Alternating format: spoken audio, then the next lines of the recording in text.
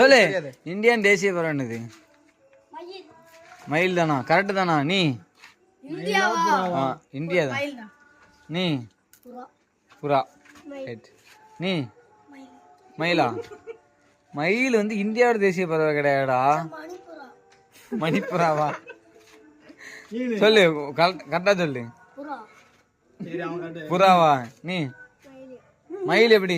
மயில் வந்து தமிழ்நாட்டின் இது பறவை தான். தமிழ்நாட்டின் தேசிய பறவை தான் மயில். அப்படா புறாவா? முருகருக்கு பிடிச்சதுதான் மயில், அதனால தமிழ்நாட்டின் தேசிய பறவை புறாவா? யாரு தானா? அவன் புறா மாட்டான். எல்லாரும் என்ன படிக்கிறீங்க? நீ எத்தனை படிக்கிற? Good standard. நீ 6. நீ